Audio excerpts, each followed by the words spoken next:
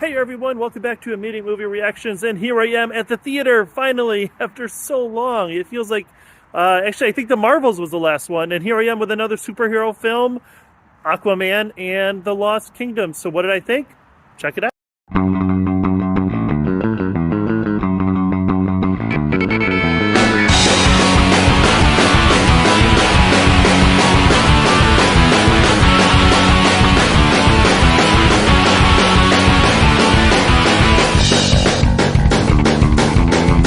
So this movie, I will be honest, hot take here, I'm not a big fan of the DCU movies. I sort of enjoyed Black Adam. I really liked Wonder Woman, the first Shazam. The rest of them, whatever. I couldn't care less. I did see the first Aquaman movie, and I think it was just kind of a blur of stuff happening. I don't remember following it at all. I don't remember anything that happened in it.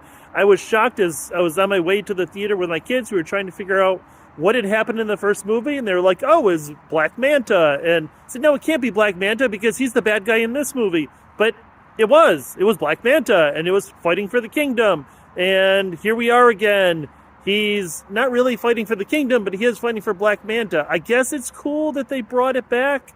A lot of times these superheroes have this rogues gallery, and every movie they want to bring in a new one and create a new mythos, and they want to, put their spin on the Joker or the Riddler or whatever it happens to be, right? And after we vanquish that bad guy, we never hear from them again. In this, they did bring him back, but he's kind of the puppet of another bigger bad guy. And that's sort of, I think, the crux of the problem with this movie is it's just a convoluted mess. I thought the whole thing was tedious. I thought it was generally kind of boring. The best jokes, the funniest things were jokes and lines referring to other movies, Loki or Iron Man or whatever else. Like, I don't understand the premise of that. If this is the James Gunn future, and you can see that in the movie because, again, they pull out, and this is something that I can't stand it, taking those 70s classic rock, in this case, Born to Be Wild, and there's another one that they use kind of sparingly, but like, haha, look, it's funny, he's beating people up, or they're playing Born to Be Wild, see how, I don't know, I thought it was okay in Guardians, and I found it just tiresome in the rest of it. I guess Thor Ragnarok was some good use of that. But other than that, I don't want to see James Gunn just kind of forcing this into every other DC movie. Blue Beetle. I enjoyed Blue Beetle. Yes, I enjoyed Blue Beetle. I did not enjoy this movie. I didn't hate it. It was okay. It's a movie really that without Jason Momoa and his incredible chemistry and appeal and charisma, this movie would suck. Amber Heard was okay. She's back.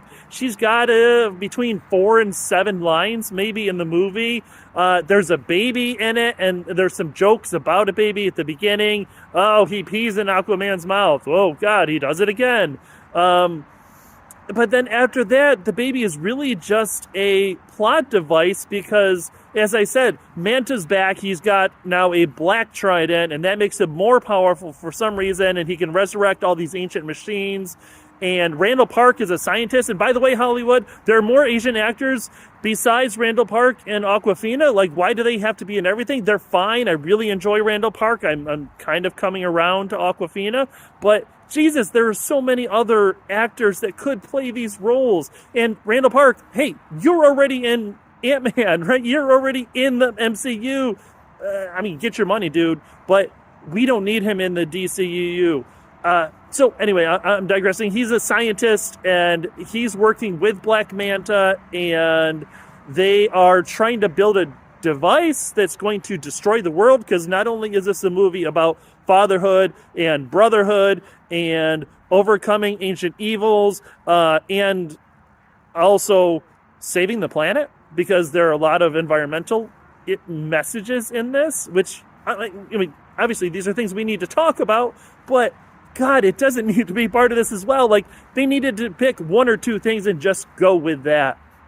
They bring back a lot of characters in this. Gimli, John Rhys-Davies, who just sounds exactly like Gimli throughout this. At one point, I want him to say, and my axe. But I don't know. They throw this. I want to know more about Atlantis. I want to know why we're supposed to care about Atlantis. And tell me about the kingdoms. That's fine. But the exposition dumps that they have in this movie, it's nonsensical.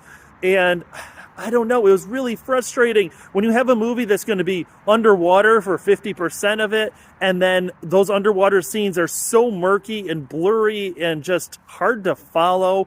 Again, maybe I'm going back to the Little Mermaid or other underwater movies. It doesn't really work, because when you have the beauty of under the ocean and it's just kind of everything is flying through as quickly as possible, you don't have the opportunity to appreciate what they may actually have done. But it could be that the special effects were just so poor that they needed to go through it super fast.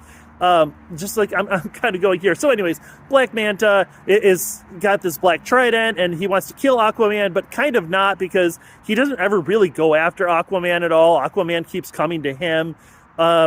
If this were more of a revenge piece, then I would have been 100% a little bit more behind it, but there's too much going on. Like I said, there's this other lost kingdom, but I don't care if it's a lost kingdom because I don't know the other kingdoms.